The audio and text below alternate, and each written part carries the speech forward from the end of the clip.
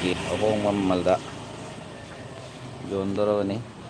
ꯑꯁꯤꯒꯤꯁꯦ ꯑꯩꯈꯣꯏꯅ ꯍꯧꯖꯤꯛ ꯇꯨꯛꯇꯥꯛ ꯖꯍꯥꯖ ꯂꯩꯕ ꯃꯤꯗꯨꯅ ꯑꯗꯨꯝ ꯂꯩꯇꯅꯕ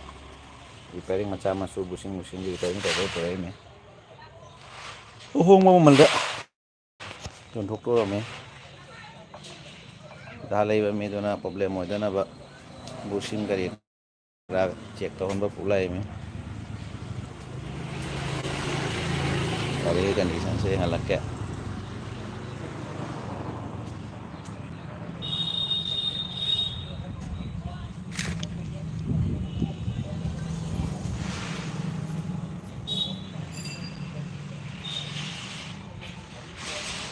ꯑꯣꯔꯤꯖꯤꯅꯦꯜ ꯄꯦꯟꯇ ꯂꯩꯔꯤ꯫ ꯃꯐꯝ ꯈꯔꯗ ꯇꯥꯁ ꯀꯥꯞꯄꯦ, ꯇꯥꯁ ꯃꯆꯥ ꯃꯁꯨ ꯀꯥꯞꯄꯦ, ꯑꯗꯨꯒ ꯒꯥꯔꯤ ꯑꯗꯨꯝ ꯑꯣꯔꯤꯖꯤꯅꯦꯜ ꯄꯦꯟꯇ ꯂꯩꯔꯦ꯫ ꯌꯣꯟꯕꯒꯤꯗꯃꯛ ꯔꯦꯗꯤꯅꯤ꯫ ꯂꯩꯅꯤꯡꯕ ꯃꯤ ꯌꯥꯎꯔꯒꯗꯤ ꯀꯟꯇꯦꯛ ꯇꯧꯕꯤꯔꯣ꯫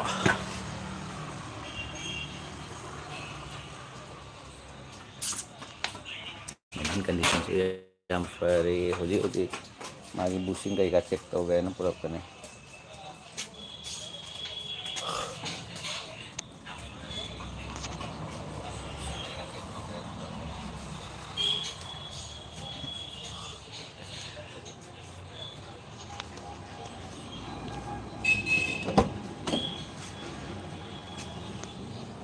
LXi modelnya Alto K10 LXi model 2014 Desemberꯒꯤ ꯒꯥꯔꯤꯅꯤ꯫ ꯃꯃꯜꯒꯤ ꯃꯈꯥ ꯇꯥꯕꯒꯤꯗꯃꯛꯇꯤ ꯀꯣꯟꯅ ꯄꯥꯎ ꯐꯥꯎꯅꯔꯁꯤ, ꯀꯟꯇꯦꯛ ꯇꯧꯕꯤꯔꯛꯑꯣ꯫ ꯑꯗ ꯍꯥꯏꯖꯔꯛꯑꯒꯦ꯫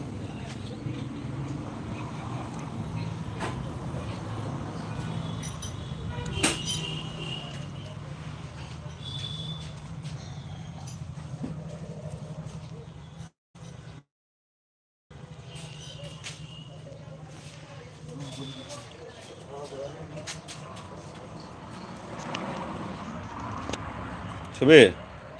ও সুবীর, কোন দিকে আগে ঘুরতে?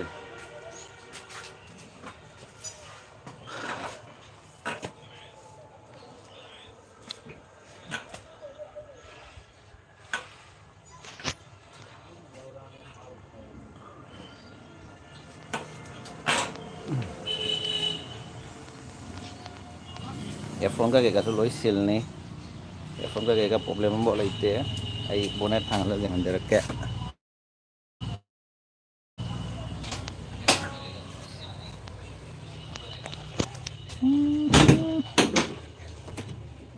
Si F1 jeng bio. F1 kagak problem leite.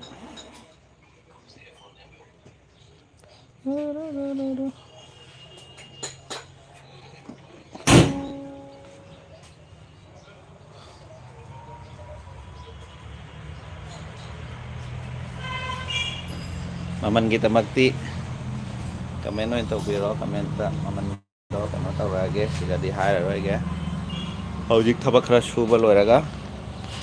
masi hayengdagi di gari se jon bagi tamak soda puthoni tamak thabak ti amde gari pickup ukap loi okay ni yam kano tawre busing busing thabak ke halai bading dugi suba ki tamak frame kai nai de jahamina lau bataraga su lau loiraga mi duga problem odana baina loi sudoga loi okay da thamdoi mi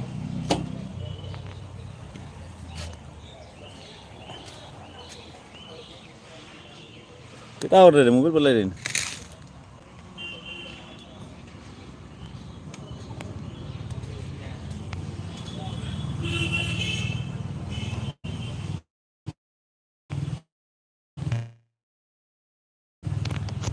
live solution jarage mayam jaha matau taba do comment tawbiro